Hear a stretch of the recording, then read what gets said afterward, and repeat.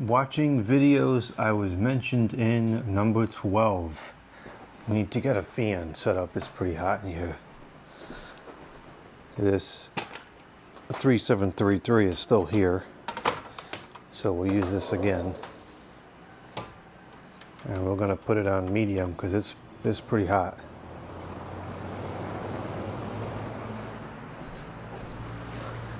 This video is an equipment trial.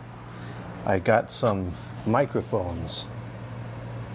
Actually, I'll show it on the other camera because that's the one that's going to be full screen. I got some microphones. So we'll see if this provides a much needed improvement in the audio quality. This other microphone, I'm just going to clip on there like that, so it's near the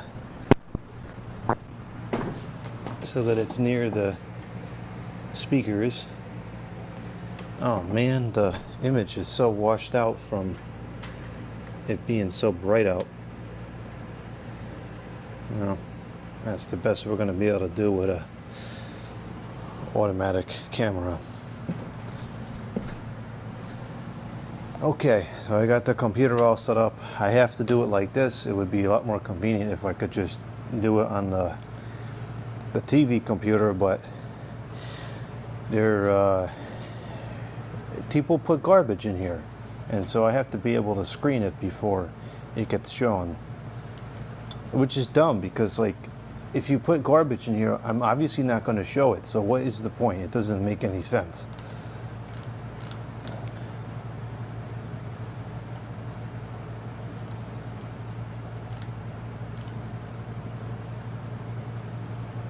And go figure, there's no garbage in here over the last couple of weeks. I think we'll be able to watch pretty much every one of them that was put there in the last month or so. Let's make sure this camera is set up properly. Actually, we can turn this other fan on too. That's in the frame. This Air King, or the Air Queen.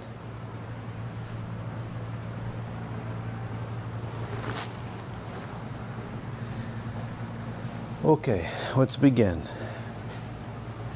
81 degrees today. Quite nice for second half of September. Alright, the first one is from the channel. Oh, stop. This one is from the channel Fanman 2000s. And it says, no description has been added to this video. Well, nobody would have read it anyways except for me. This is called CEDSTF-12, parentheses, SMCTH12, close parentheses. So I'm guessing that CED is the brand, which is probably just some kind of store brand. Is the sound working? Yeah, it's working. Okay, here we go.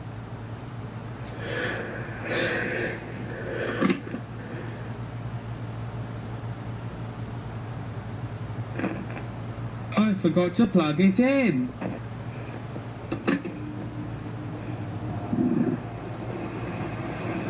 That sounds like 50 hertz.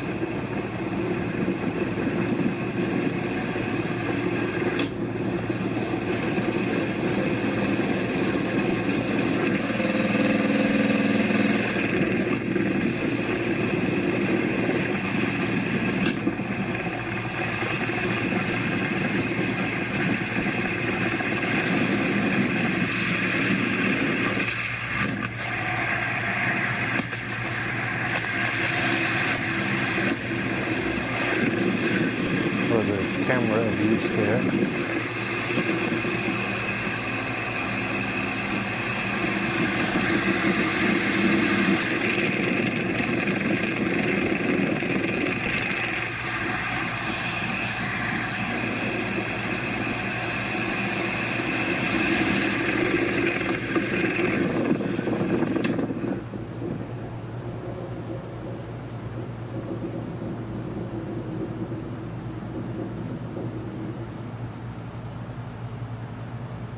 Yeah, it looks to be exactly the same as the one that I have, seeing the SMC logo.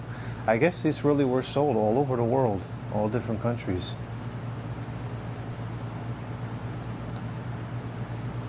That really sounded like a 50 hertz model to me. I wonder if this is, I'm not familiar with this channel. I wonder if this is in Australia or the UK or something. Alright, next we have this video of a busted DEL bulb. This is from Donkey Reviews, and it says, so now I can't read the, it says, this is an LED bulb that burned and overheated and broke apart. There's a surprise. It's in very bad condition and an issue with these type of bulbs.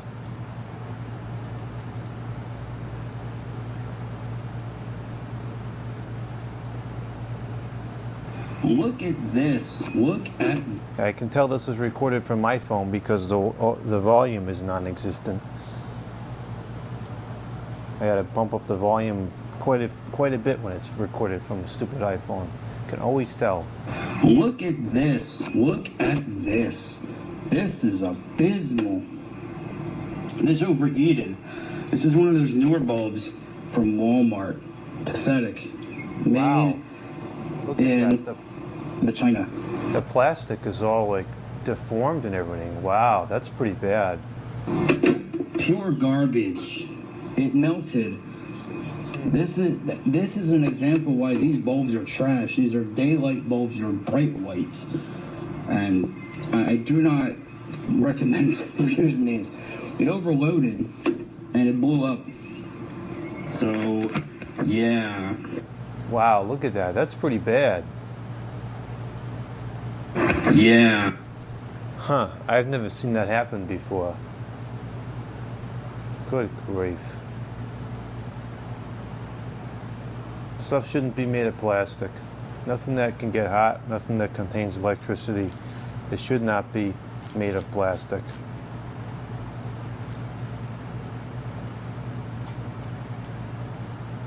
Now, here we have another DEL failure. This one is from... Another. There's a stinking ad. To savor the... Shut up. This one is from Mr. Mercury Fix-It. And Mercury made some of the best types of lighting. It says, just encountered this odd LED bulb failure with a Sylvania True Wave, or the false wave, light bulb. Thought of myself when I encountered this odd failure and documented it for those who would have the same issue.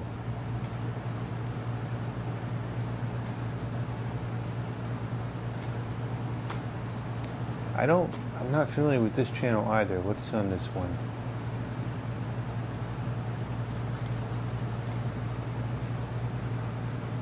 Looks like a lot of speakers. These are like ceiling speakers you would see in stores. These are like loudspeaker horns. I was expecting to see more lighting based off of the title. Some enter signs.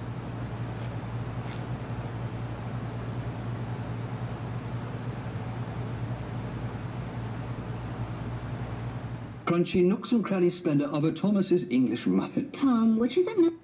Hello YouTubers, so this is a very random video of an LED bulb failure I just encountered. A very interesting one, which I know Jordan, you will definitely be interested in this video, because he does not like LEDs in any way, so this will add on the icing of the cake type of thing for him. So I just had this on at the time of the video, literally like 5 minutes after I turned the light on, which I had it up in this fixture. It just went out, and upon taking this out, I noticed that the inside of this bulb looked unusually very foggy looking, as if there was like some moisture present in this. And upon looking inside, if I could get it on camera here, I don't know if you could tell, but there's like a liquid in there, like a remnant of a liquid, where you see those two dots. There's a pool of liquid right here. Hey, keep in mind, the fixture I had this in, it's indoors. There's no leaks present on the ceiling where this fixture is at. So I don't know if something just had a abrupt explosion in here or what to release this. Yeah, if you can see it better here, there is this mysterious liquid inside of this bulb. Now, normally when these LED bulbs go bad, especially these filament ones, usually one of the filament strands flickers or the whole thing is either dim or it just goes out, but not with the liquid. And I've actually had another variant of these LED bulbs smoke on me about a couple years ago in the bathroom. Just using the bathroom, doing my typical business, and all of a sudden the light went out and I saw a little bit of smoke fill up the bulb and I could smell burnt circuit board. And I immediately took the bulb out and it just reeked of burnt circuit board. So yeah, I've seen some interesting failures, but this one just adds on to the interesting failures I encountered. Now, this is a brand new bulb of the same type. It's a Sylvania TrueWave 100 watt equivalent LED bulb. Now, I just put this in service in about mid-May of this year. So, it hasn't been that long, and it doesn't have a lot of hours. And I have another one of those bulbs in this fixture here. And that one still works fine. So, I don't know if this is a one-off situation or perhaps maybe this will happen with all these other ones. I don't know. But I guess for now I will stick this in here. And if another one of these goes out, I'm just going to have to just go with another manufacturer. Kind of a little bit disappointed because usually Sylvania branded bulbs are usually pretty good. I try to stay away from the Eco Smart bulbs because I noticed that those bulbs go bad in a very short time period, as I've encountered many times.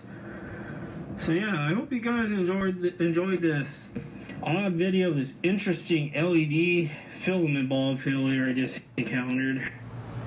Is there any commentary on this? Yeah, but I can't see it.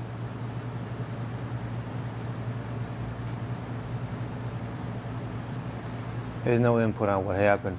That is kind of weird. I have never seen that particular type of failure before, but you know, there's serious QC issues with these things. Sylvania, I have heard a lot of mixed opinions about. Some people say Sylvania is just garbage through and through. I've tried a decent number of Sylvania bulbs. In fact, these particular bulbs, these false wave bulbs, are available at the local grocery store. Have I tried? I think I did try them once, and I think I ended up getting a headache, which is typical. One of the very, very few, and this is like single digit quantities, DEL bulbs I've tried that I can actually use resides in that lamp behind me here. It is a Sylvania branded bulb, and it's one of the vintage style bulbs. It's the 40 watts version. The 40 watts version I can tolerate. The 60 watts version is a flickering disaster. So even the same brand and the same series, there seems to be a discrepancy in the quality. At the end of the day, they're all junk. You know, they're just not built properly. They're built to be cheap, not to be good, and that's the problem with LED. I wonder if there is a tour of this person's room on here. It looks like there's a lot of interesting stuff on the ceiling.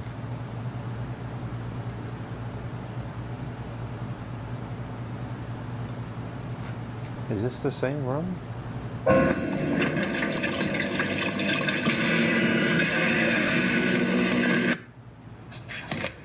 Hello, YouTubers. So, These I have mixed feelings about. I've used these in the house here downstairs. I had a couple of them fail, which is disappointing for Cree. I acquired these Cree for LED. They're otherwise not that bad, though. replacement bulbs, metal halide replacement bulbs. Based on the video I discovered last night from Pirate 175 of his 200 watt bulb that he stumbled across at Lowe's. So today I hit up my local Lowe's and they had these, sure enough, they had these marked down, but they did not. Always had that octagon shadow I'm pretty sure these are discontinued at this point anyways. up on the roof. I remember that. The benefit of these bulbs is that the light kind of shine around inside and to get the full potential out of that diffuser. Unlike a corn cob LED, none of that light will shine. These are cool fixtures. I wish I had somewhere to use them. I just don't. The ceiling in the garage and the ceiling in the studio is just too low. Maybe I could put one in the garage. I don't know.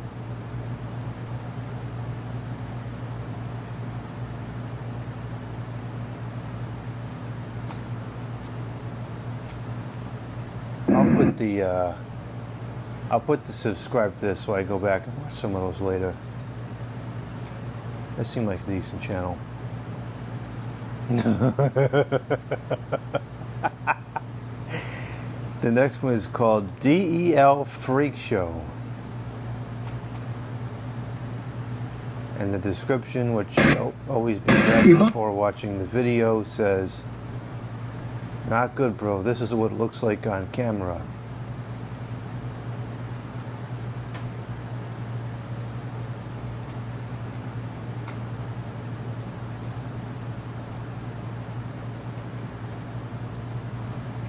We bought this light earlier this year, the have light over here, because this one right here and this one right here kept dying on us.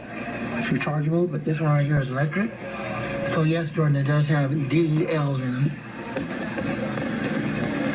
And it has a pretty bad flicker. You can see that also. Gosh, that's horrible. Wow. It's a flickering freak show, Jordan. A flickering freak show. Look at that, Jordan. Look at that, bro.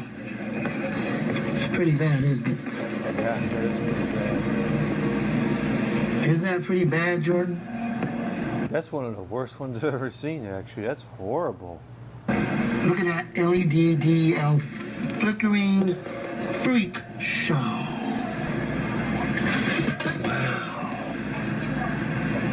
Not good at all. Remote the fan man and out. Yeah, that's pretty bad. I would take these other ones off the wall and cancel them out because the batteries in there probably are a fire hazard. Yeah, that is a pretty bad flickering piece of garbage. I think that's one of the worst ones I've seen in terms of video. Okay, the next one is from Aaron. And it says, the description says,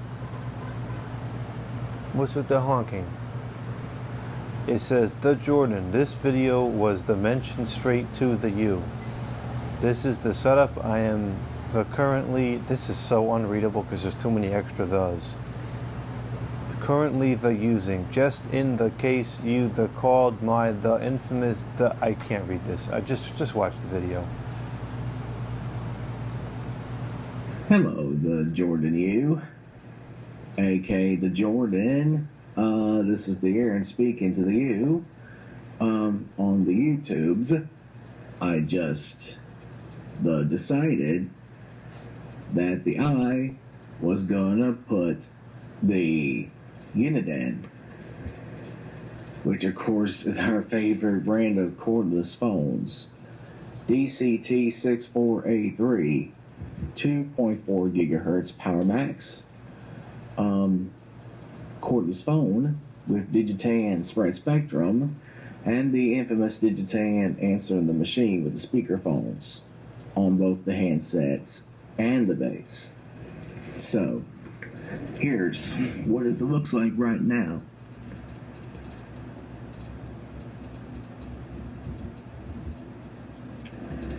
The base is right there beside the second handset, and then the third handset's right here with me.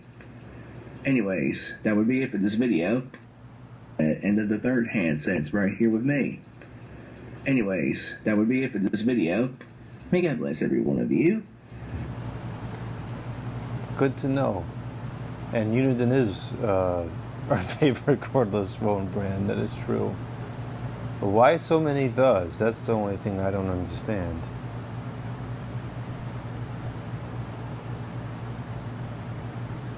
Okay, next one is from Steve, and this is one I actually have been really wanting to watch because it has information that I need. And the description says, come on, the description says just watch the video. That's not the purpose of the description. What the heck? Fine, we'll just watch the video, which we know nothing about until we just watch it. Good afternoon, everybody. Fayman Steve here once again. It is Saturday, September the 6th, 2025. I'm going to be... See how much louder this one is? This one probably was not recorded from a stupid iPhone.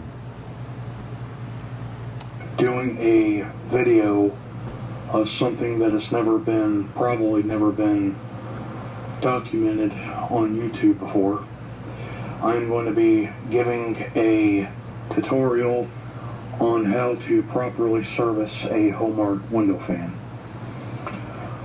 I'm sure that this is going to be very helpful to those in question, particularly to those who have ever owned a Hobart window fan for the first time. This does not apply only to this unit, but any other belt-driven unit like this in general. These fans are actually quite simple to service, and I'm just going to show you exactly what to do. So the fan has a cover and the guard is mounted on with these two screws at the top. And you just loosen these.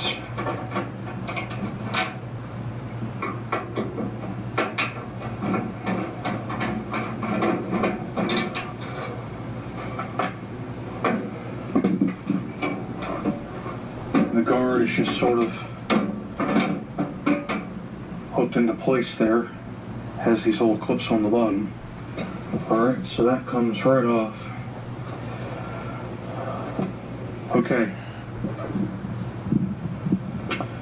First of all, I'm going to be giving instructions on what to do with the front shaft. There are two bearings here on each side, and there's a gap there in the middle. Now, before I get to that, what you want to do is just remove the fan belt.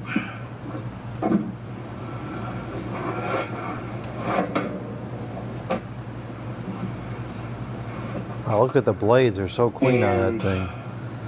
There's the shiv here, and there's the blade here, both of which, these are basically is what's holding the shaft on. The shaft just slides right in. And I think this takes about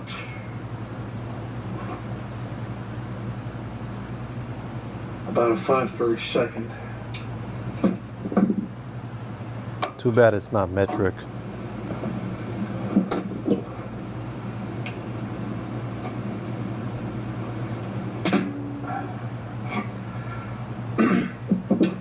Okay.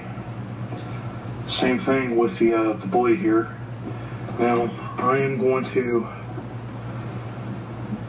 first of all, you may want to loosen the blade first. The blade is going to be very difficult to get out through the front casing here. So upon doing that, I'm going to loosen the set screw to the blade.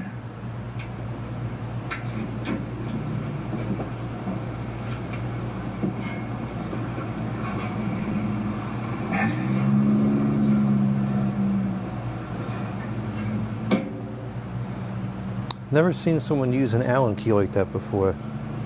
That's interesting.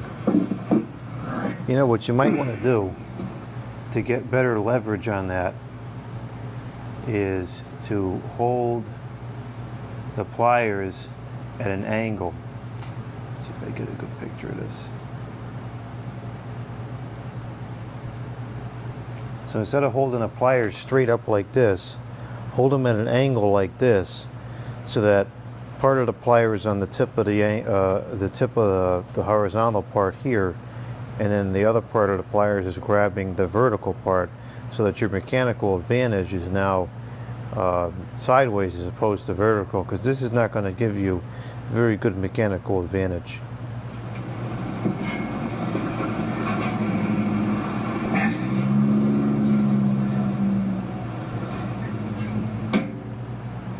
But it worked.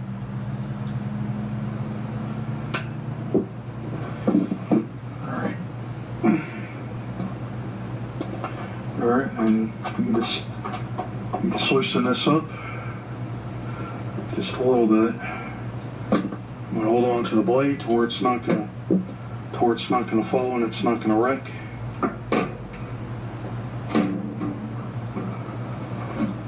Shaft slides right out. Interesting. And the blade is freed.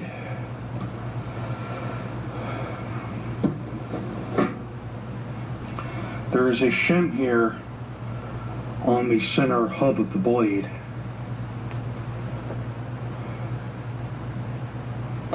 And when you reinstall these, you want to make sure that there's just enough space. You don't want it too tight, but you don't want it too loose either.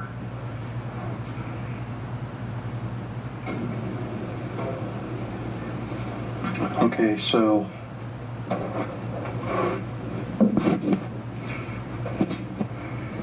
there's two screws here. This is where you apply the oil. Okay, so okay, so we're gonna remove this one.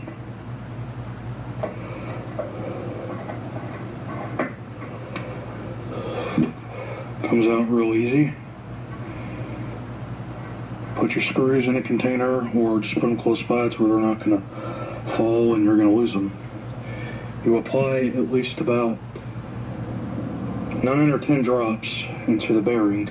It's kind of hard to see, but these are the bearings here inside, and you can see that gap in the middle.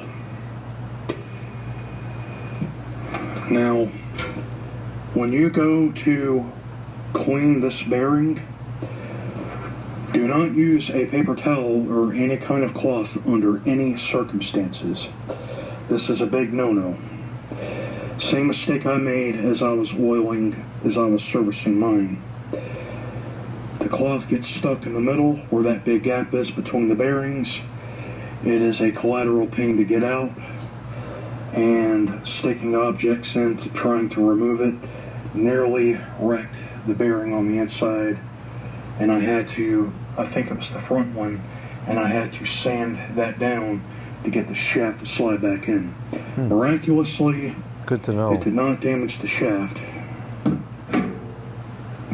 So, Q-tips or a pipe cleaner is highly recommended. So it's really that simple. And here on the motor, there are these two caps on the back and in the rear. Some of these models had the little flip, like the little couplets where you just flipped it up and you oiled it. These have the little caps. Now, I did not realize this until I had watched Jordan News channel of one that he recently acquired. And then You screwed up. probably do not want to remove these. These are basically just they are held in place, and there's a little ball here. And what you do, you use 3-in-1 oil in the blue and white can. This is what you use for electric motors. There have been so much discrepancy in the colors of these cans. I, for the longest time, called it the blue and the black can, or the blue and the red can. But I guess that was confusing, but I see why it was confusing, because the blue can has red on it. In fact, I'm pretty sure that the black can has the same red on it that the blue can does. So to use the blue can but not the red can, it doesn't make any sense. It really should be the blue can and the black can. And now he's calling the blue can and the white can. If it is blue and white, that's perfectly accurate. I've just never heard anybody call it that yet.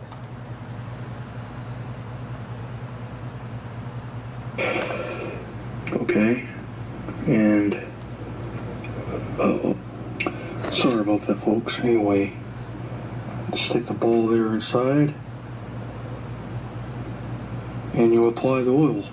I don't like that apparatus. You're going to use this. You have to push the ball in there with the spout of the oil can, but you got to use so much force that is the oil even going to come out of the can? I like the ones with the flip cap design much better. Same thing for the backside. You definitely do not want to remove these caps. I agree. That was a mistake. So those stay on.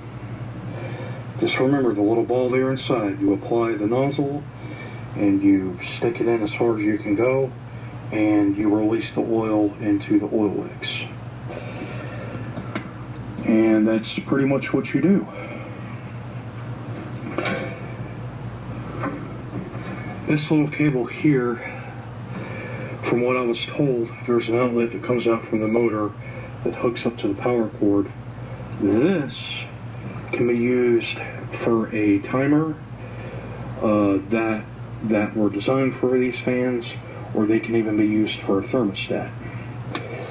I'm pretty sure that every one of these fans has this cable to it. So, well, there you have it, everybody.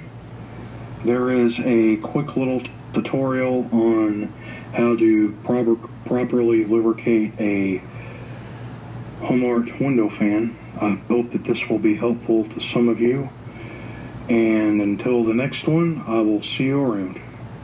Okay, so that was very good information about the cleaning of this bearing with the ticker towel, because probably the first thing I would have done was stick a towel in there and not been able to get it out. So that's very good information. The only question I still have is, do you need to take the blade off to oil it, or can you just take these screws off and oil it with the blade on?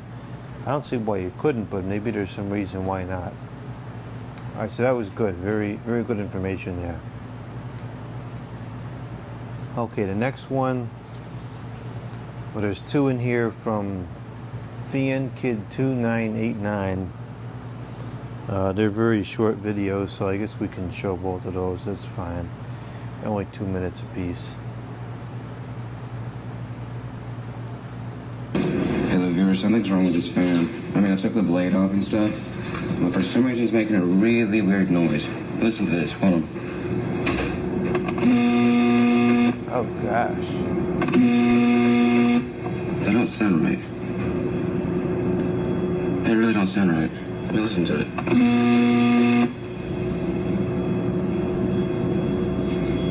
I hope I didn't mess up the fan. This fan is a really good fan. Put it back on like this because the motor's like real hot for some reason. I don't know why the motor's so hot. I mean, it's very... I didn't really need any oil. Bro, if this thing catches fire, that is not going to be good. And I'm going to be getting in trouble for it because I'm the one who's messing with this fan last. I'll put you guys down real quick. I don't have my tripod with me right now. And also, I don't really want to show my body right now because I'm not wearing a shirt. Okay, this is how it sounds with the blade on. It's like, I hope one of the windings are messed up because that can't be good. That wouldn't be good. Let's do it one more time.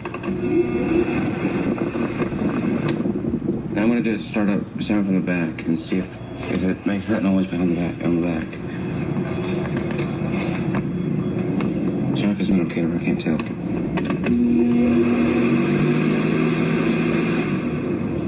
But this fan's making a lot of weird noise. So, yeah. I mean, I don't know what I would have done to mess it up. But apparently something's messed up. So. It kind of just sounds like maybe a loose lamentation in there, but I don't know how those motors are designed. There's got to be something in the motor that's just loose somewhere, like a vibration. For some reason, you can't. Oh, no, you can type a comment. A lot of these videos that he posts, you can't type a comment. See, this one you can't type a comment. Why the comment is you can't type comments. All right, this one, so that video was called "The Honeywell is making a weird noise," and there's no description. This one says AC unit startup outdoor version, and there's no description.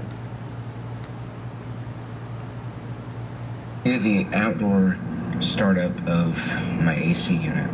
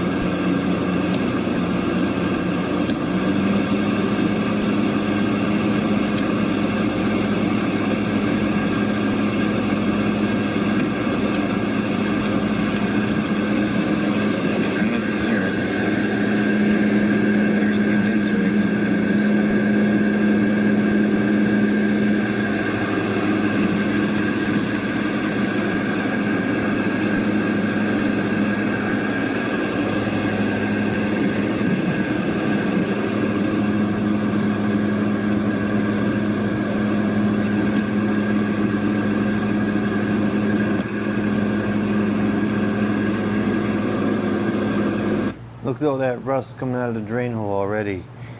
These drain holes are not low enough. It still allows oil. It still allows some water to pool. So, I mean, these are better than nothing, but this is not good enough. You got to take it all the way down to the bottom. You can tell, for some reason, you can tell it hasn't been used. Okay, I feel saying it wrong. Sorry. For some reason, if I don't use it for a while, that thing in there tastes like, it looks like a rope. And it's already rusted. This thing has literally been in use for a month. A literal month. And this thing's already rusting. It's already rusting. Let's see how much rust is in the AC unit itself.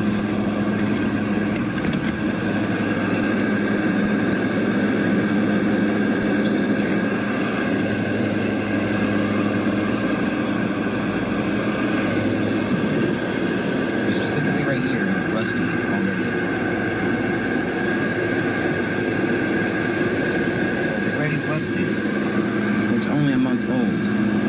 Well, it's been used for a month. I shouldn't have said a month old. What the heck? But anyway, yeah. Yeah, they're not built with the quality they used to be. Not at all. All right, next we have a video from Darren. Roku. Oh no, I clicked on an ad. Self-serve. We have a video from Darren Carfan 78, and it types, "I got this fan from Home Depot in Toronto area during my visit to see family there. Plus I got a Sears by Sanyo desk fan from the same trip. I opened the box before coming home to try out on every speed. This fan is the same like the Pell in this model, minus a few differences I featured last month by various YouTubes." So this is the Hampton Bay, oh, there goes the description. the Hampton Bay FG18-25FE, and I wonder if this is supposed to be comparable to the. No, this is not comparable to the Palamas.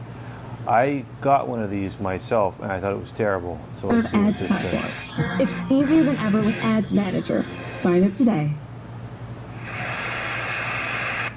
Yeah, so this, I guess this is Canadian version, because it's in French. I guess this is Canadian version of the Hampton Bay. It looks a little different than the one that we have here, I think. Maybe I'm just recalling it incorrectly. But I thought this was terrible, fan, so I'm curious to see what this person think. Here's a new fan I got during my visit in Canada over holiday weekend. This is a Hampton Bay 9-inch air circulator fan, and this one I got from a Home Depot store in Toronto area during my visit there. And this fan, the price is under $14 in American dollar, $18.88 before tax in Canadian money. It's a bargain compared to a regular price of a Honeywell HT900 fan, and I first saw this on video from the Super Fan. So that's different than the one here, because the one here, I just totally messed this up on the computer. The one here, I think, was considerably more expensive than the Honeywell Turbo fan. I think the Honeywell Turbo fan was a much better deal. Fan man, a shout to him. He featured this one. Is wall mountable from the picture, and this fan came with wall mount screws, hardware. I did open the box and test the fan at my grandma's house when I was staying there, because I want to make sure that this fan actually works at every speed and not getting a fan that's defected. And if that were to happen, I would be able to return over there. Here's the box here. Has Home Depot's actual headquarters in Atlanta instead of the Canadian headquarters when it's for Home Depot Canada. Home Depot in the US has a 8-inch air circular fan too, but it has the Wuzu style blades, and I remember that one Jordan U featured, and does about $20 in US money, and that one has a shade pole C frame. This has a PSC motor. It's English and French because the Canadian market fan. And this one, I show you one that's a replica of what Amazon has.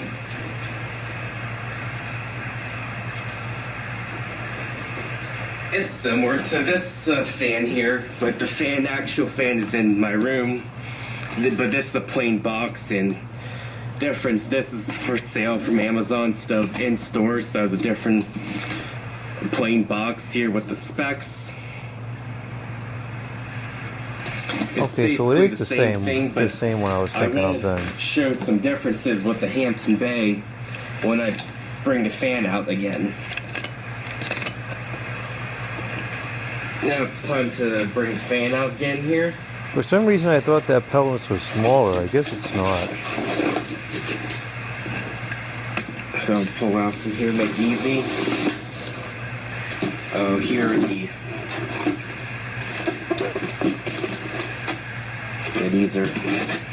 It's a thick box, too.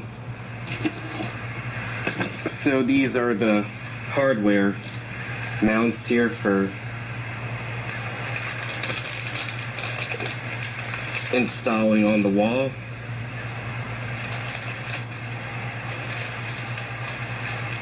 I think it looks like some screwdriver or some here. I'm not sure. I think it's different hardware than the one the US for comes wall from. mounting capabilities. Here's the instruction manual, very large manual. It says Hampton Bay.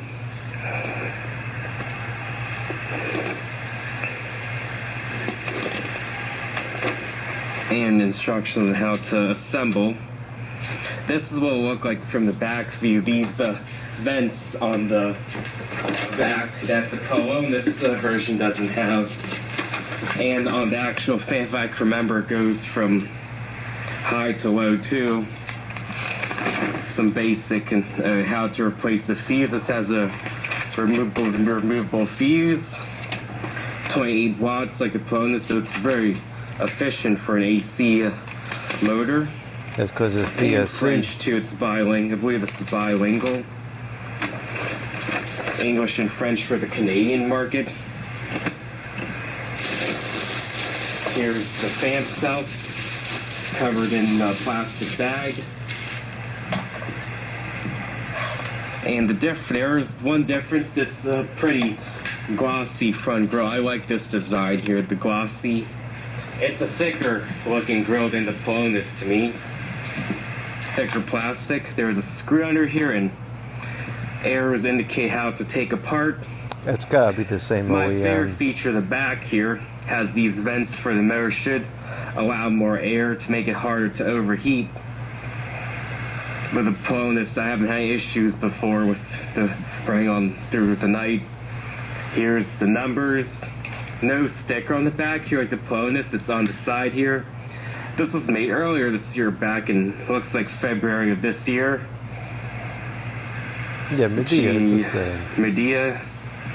This is made by. Some barcode here. And French on there. Here's the underside and the tabs here to wall mount the base.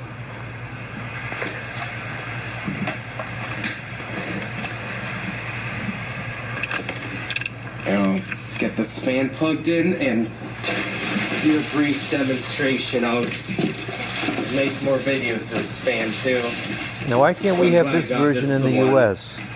We had that lousy version Home Depot here. America has, but they don't. And Home Depot America has some fans. Home Depot Canada's had the luck. We had a couple left in stock when I got this.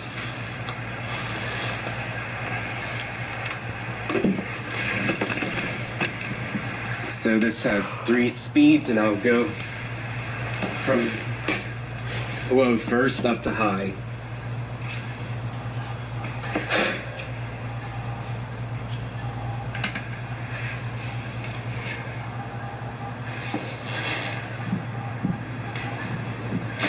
Very quiet fan, one of the quieter fans in the class of compact air circulators. No rattling from the blades because the spur knob must have been well tightened from the factory. On the Cordless I got, I had to take it apart from the unboxing video to retighten the blade. So this is basically more perfect.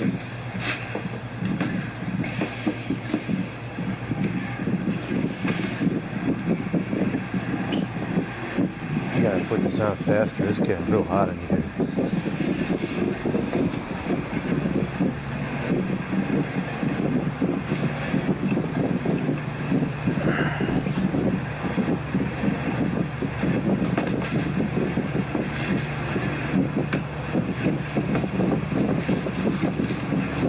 '84 out now.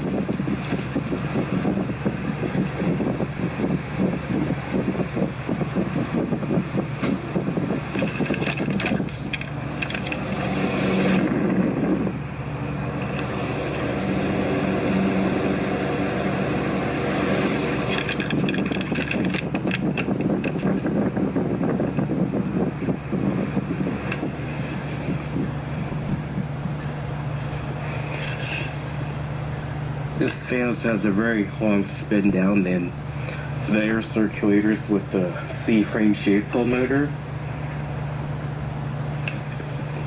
Is that ball bearing? It didn't seem like it. This seems to be one of the better air circulators in the class of Vornado knockoffs, made with the quietness, the ease of serviceability, and energy efficient motor. So I'll be come back on another video of in depth and featuring another fan I got from my visit. I agree, those are excellent. If that's pretty much the same thing as that Cordless one is. This still didn't seem like it was ball bearing to me. I spun down pretty quick for a ball bearing.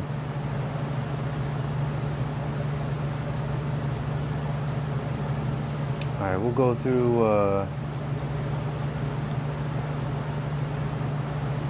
we'll do 4 more.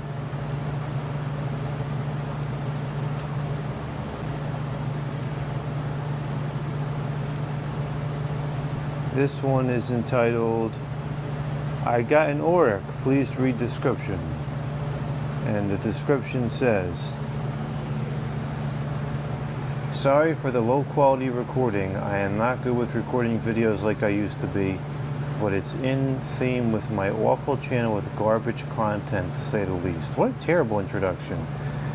Also, I did in fact do something stupid with the headlight lens in an attempt to be unique, but then later regretting it. But thankfully it isn't hard to clean off, and yes, the bulbs are burnt out. This video was made with myself in mind, since he seems to like them. Not to mention I have had positive experiences using Oreck vacuums in the past. Meanwhile, I also had good experiences with Bissell, mostly older models, as well as Kirby and their Avalair. I've never heard of Avalair before. Or Avalair, what, I don't know what it is. The main reason why I got this one in particular is that I was looking around thrift stores, pawn shops, blah blah blah, in hopes to encounter an older Bissell like a Proforce bagless turbo or a Power Glide, but had no luck. But then I encountered this vacuum. I really could not pass it up, so here it is recorded in my laundry room. And yes, I was correct about the signature apparently. It does in fact say David Oreck, the founder of Oreck, God rest his soul, and it might be one of the less common variants, since I cannot find very much information on this unit in particular, with the exception of it being from the early 2000s. And this is the channel Shepherd Wolf / Minicraft Pro 97K. Here we go.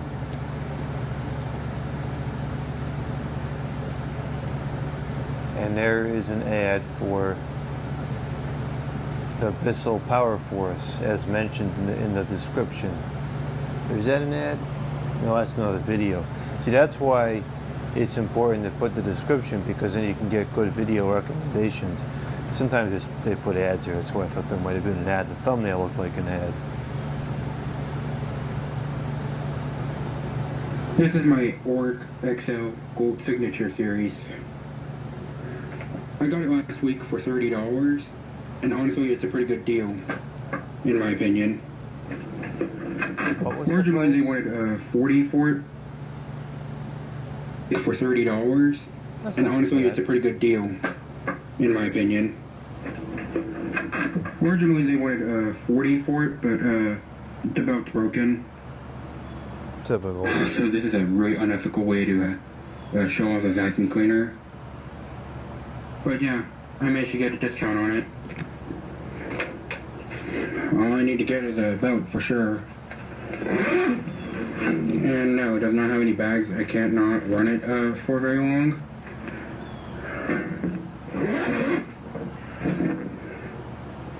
But I will run it for sure. Here it is.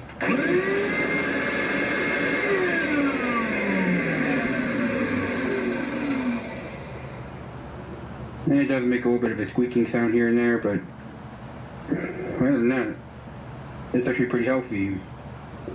I've heard so much worse. That's probably just the brushes, not the brush roll, the motor brushes needing to be cleaned. Not to mention, the brush roll is actually not in too bad of a shape. And the rubber squeegee that's designed for hard floors is in excellent shape too. That's which kind of that is perfect for me, because 90% of my house is hard floors. I moved it into a room with better lighting, but it's got some sort of signature on it. Unfortunately, with the education system being messed up, I don't know exactly what it says. I think it says David Oreck, which that would be pretty cool. No, that most likely does say David Oreck.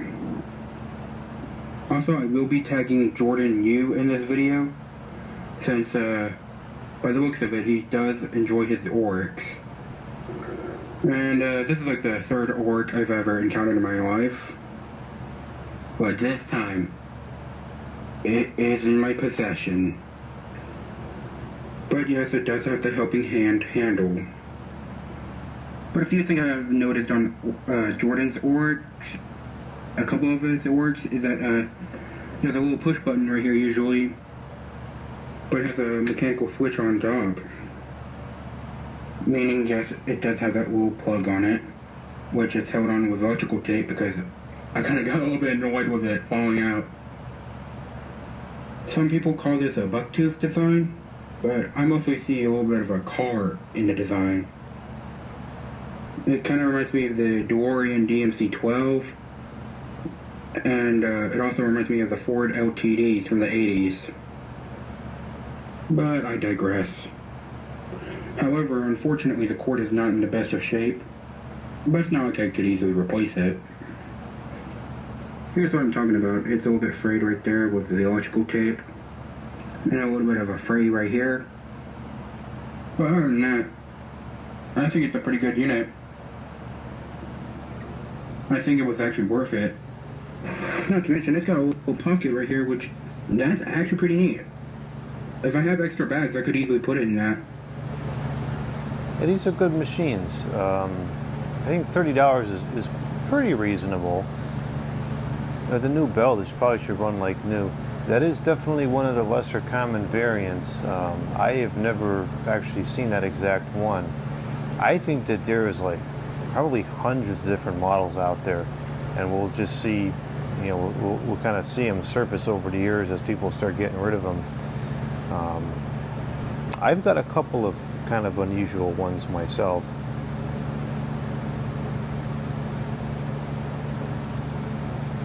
I'm going to just write down the username here so I remember to put it in the description.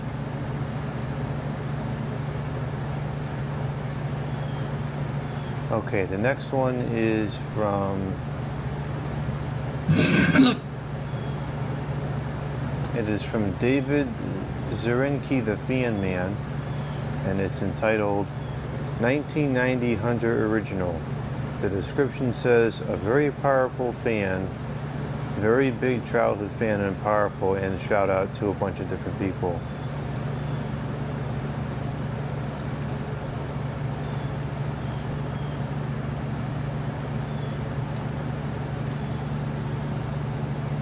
Looks like Eric, the Super Fan Man, Lamont, Tori, Carson, and myself all getting shouted at. Hello guys, I got something really special for y'all today. I got a Hunter Original 1990s. This is actually a 1990 model. Almost as old as the house. The house was built in 92, so yeah, I'm about to do a startup here. So this one does have a forward and reverse. It's all bath lubrication. It is an American-made Hunter Original. It's a really good fan. I don't think these are the original blade brackets, but I will be getting my hands on them soon. So what we're going to start with is low. So we're going to start our fan up on low. Yes, she's been oiled before. Well, she's been oiled when she was installed, and I filled it up and checked it, and it's full. So we're good. So here's the Hunter Original. Of course, there's low. Low is actually pretty slow. So if I'm guessing, this thing's like the slowest low I've ever seen. But it does run really well. Very powerful fan though. I have in my collection again. The Robertson Myers one I still have. It's saved. It's still in good shape. It still runs pretty good. It runs really good. No light kit on it. We don't need it anymore. So we're gonna go to medium. Medium shakes a little bit. As you can see, it's a little bit out of balance. So you need to balance it. It is 100 blades though, but it's made for like a 5-blade fan, I guess. So I have blade brackets from a 5-bleeder. That's on medium, and it's actually blowing pretty good air on medium. It does have oil in it, so.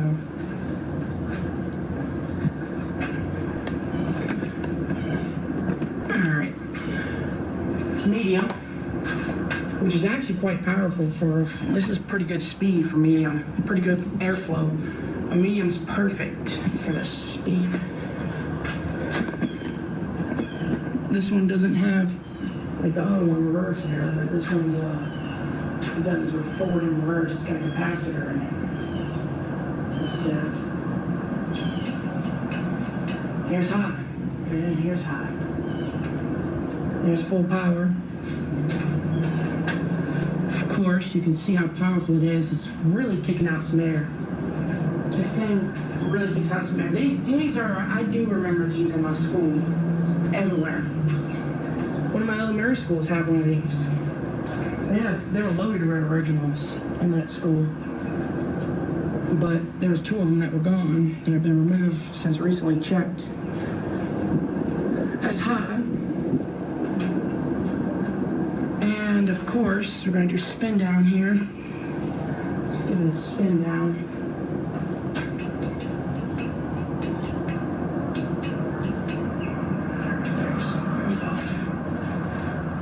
And now we're going to swap it to reverse. I'm going to show you what it does. So, there's our spin down, of course.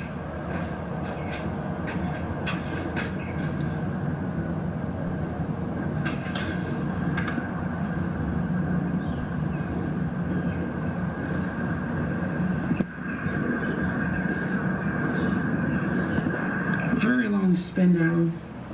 Of course, guys, it's still spinning now. On off, so we're about to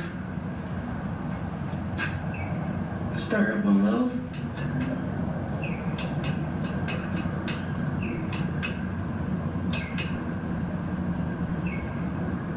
There's low on reverse.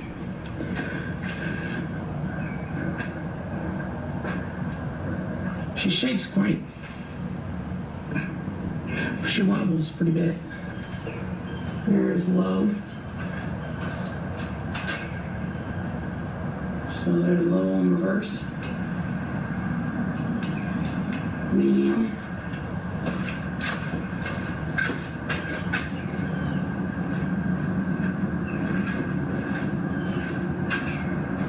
She's actually moving a significant amount of air.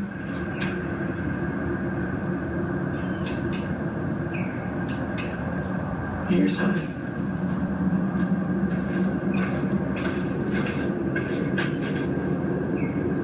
High is very powerful.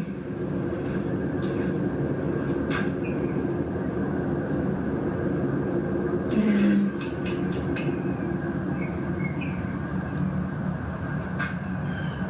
off. We're going to put that one forward because that's where we had it.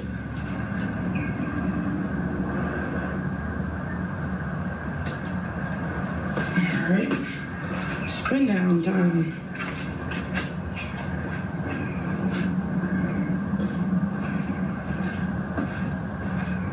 There's reverse.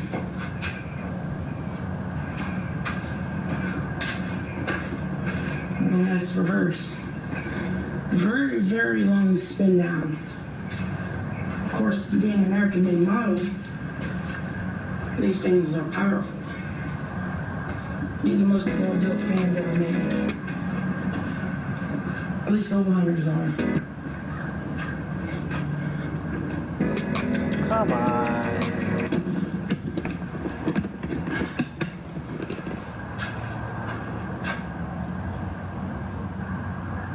The motor has been repainted, but that part hasn't. It's still yellowed.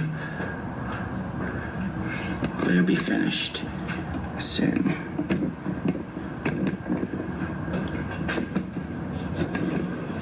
Alright. Like, share, comment, and subscribe.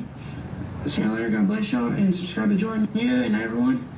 And Eric Freeze, and all the fan collectors out there, I'll see you later. God bless y'all. This is one of my favorite versions of the original. Is the 5-blade version of this, as seen in the 2001 Hampton Bay Home Depot ceiling fan selection guide. Very nice fan.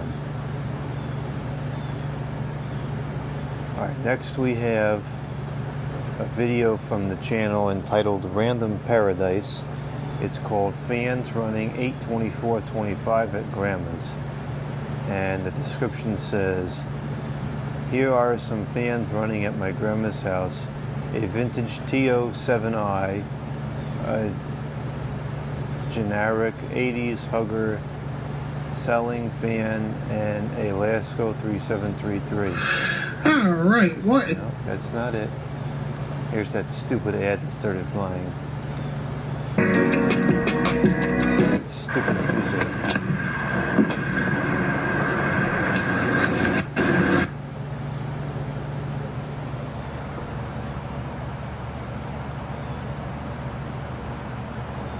Come on, hurry up, I'm getting hungry.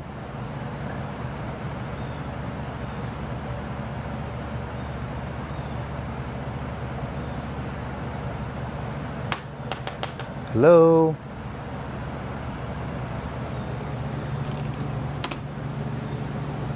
What the heck?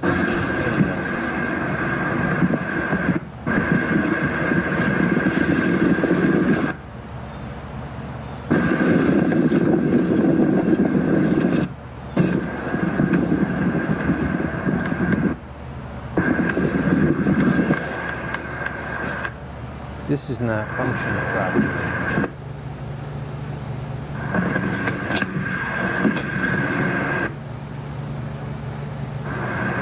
I should have plugged in the network cable. I think it's not getting enough connection. Oh, come on! Seriously?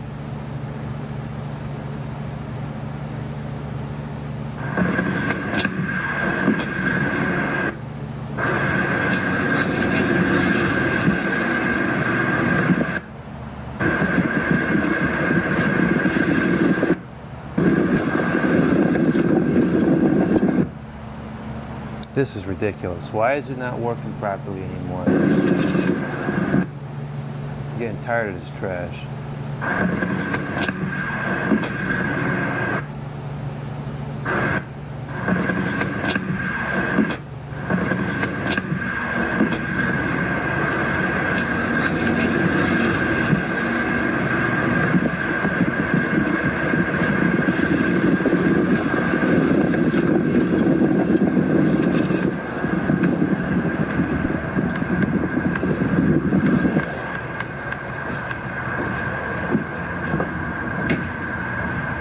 That is a very interesting install.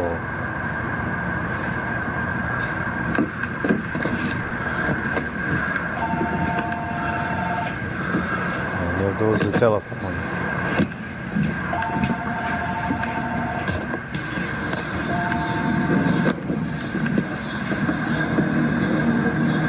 That's like a nice old house.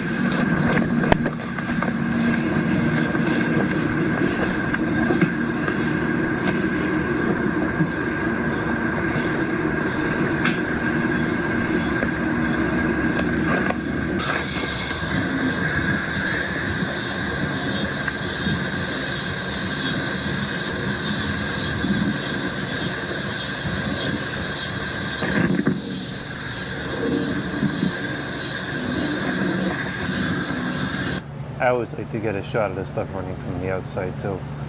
Other than the stupid playback issues, that was pretty good.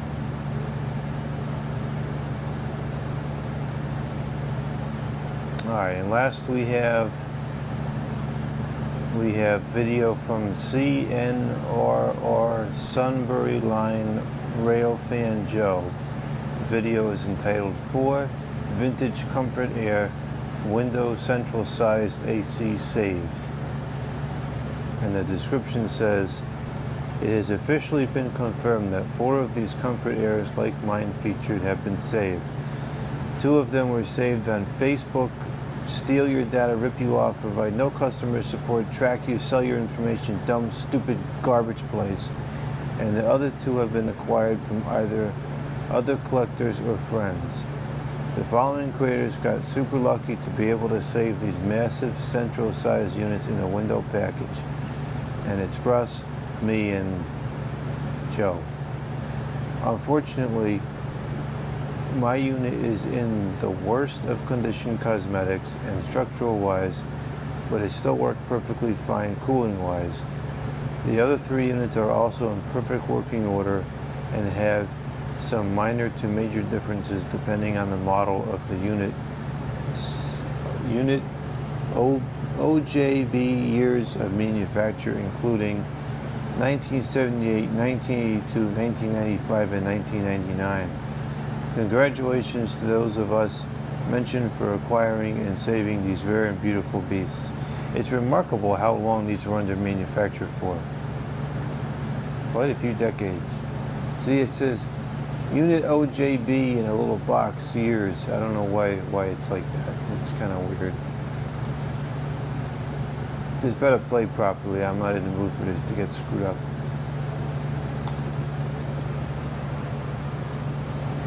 What's going on, HVAC people? This video is a little different from my typical vintage air conditioner videos.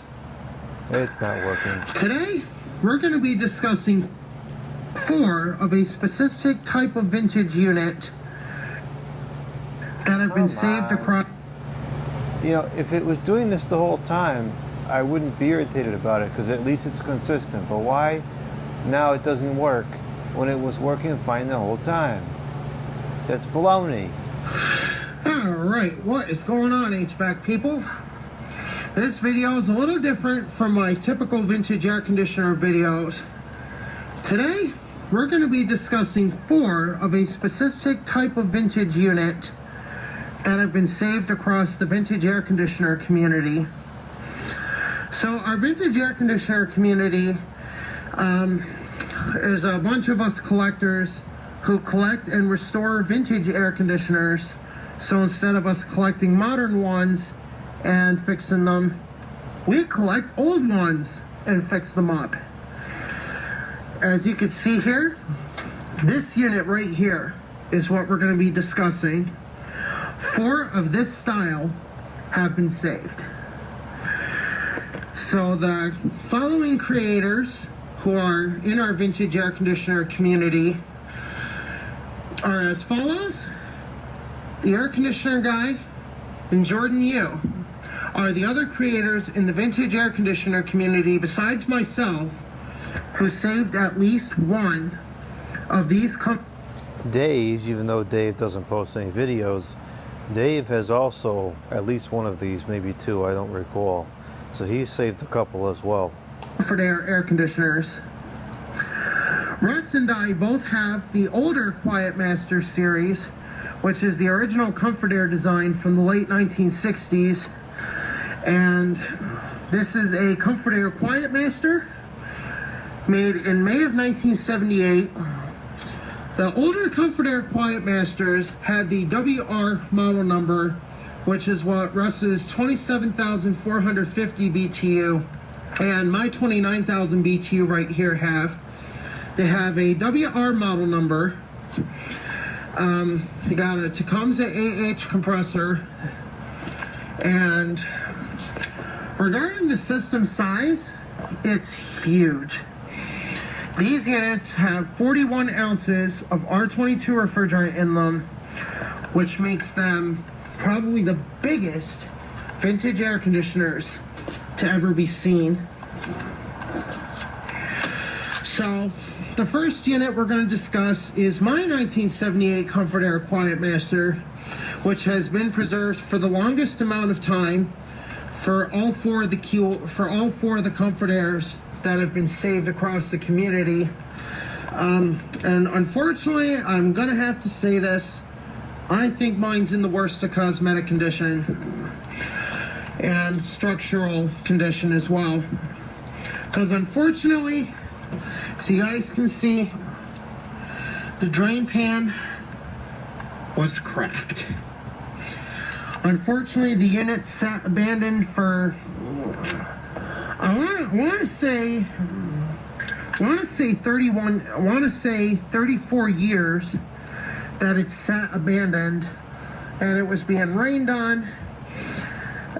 It was not protected from the elements, so unfortunately that resulted in structural damage to the drain pans. But however, I did remedy the problem by taking a piece of scrap metal, which you see right here, and I screwed it into the drain pan to reinforce it. So that solved the drain pan cracking issue. So for those of you who have never seen the repair before, what you want to do, you want to take a piece of metal like this. Alright, so this is your metal you want to use. Now, unfortunately, these were scraps I got from work. They were very kind to let me have some of these to use for the Quiet Master to reinforce it structurally, since we probably figured it was going to be in not the greatest of cosmetic condition. But just because an air conditioner may not be in the best of cosmetic condition doesn't mean it doesn't work properly. This thing was in perfect working order when I got it. That's right, perfect working order when I got it. Now, one of the major precautions I took upon acquiring the unit was making sure I replaced the fan motor capacitor, because you guys can see the original one right here. It does not look that good a shape. So unfortunately, I was not willing to take the risk of burning out the fan motor and losing the fan because of forgetting to put a new cap in. So what did I do as a precaution? I went ahead and put a new cap in. So now the capacitor is new, works perfectly fine, and that's all it took to keep this old girl alive. What about the compressor capacitor? The second Comfort Air Quiet Master to be discussed. Another note, and I've seen you do this on a couple other units, the polishing of the lines, it looks really cool, but I wouldn't do that, because ultimately when you polish something, you take off a thin layer of the surface, and so even though this looks nice, it's making it it's weakening the line. Not by a lot, but over the years, eventually that's going to start to matter. So I wouldn't do that anymore. And plus, it's not going to hold. It's just going to tarnish again anyways. Is Russ's 1982 unit. I had seen the video last night that he put up of the incredible rescue, and congratulations, Russ. You are officially a Comfort Air Quiet Master owner, just like me. So, yeah, his is the second unit. Now, pretty much the only difference between mine and his is his has an Emerson fan motor. Mine has a universal electric motor. As you can see, there's our info tag there. His has the Emerson fan motor, which I believe is the actual factory RPM specs, which is 950 RPM on low and 1075 RPM on high. Mine, because it's a bigger unit, and I've seen just how much use this thing has had, because we got parts that have rotted, we got a little bit of coil rot, but nothing major. We got a cracked drain pan, which was repaired. Now, Russ's unit, I haven't fully evaluated it because I've never seen it in person before. But from what I could see in the video, his was actually in better cosmetic condition than mine, which is a pretty rare surprise. But at the same time, it's kind of funny at the same time. But they are still great units. They work perfectly fine and blow absolute ice cold. And other than that, his is pretty much the same as mine, so there's really not much to discuss about his, except the Emerson fan motor and the slight BTU difference. The other two that were saved are much bigger in BTUs per hour. Jordan Yu had saved a WW series, which unfortunately is no longer the Quiet Master, because that's after Friedrich took over. I want to say sometime around 1984 was when Friedrich took over the Quiet Master name. I do have a bit more research to do on that to actually get an actual date of when they took over the Quiet Master name. But from what my understanding goes, it was sometime in the early to mid 80s when Friedrich took over the Quiet Master name for air conditioners. So a little tip here for those of you who do collect vintage air conditioners like mine, or ones like this, how to tell if it's a Quiet Master or not. So one of the obvious factors is the year of manufacture. So if the year was manufactured, I want to say between 1967 and 1984, you've got a Quiet Master. 1985 and newer, unfortunately, after the Friedrich takeover and the design had changed.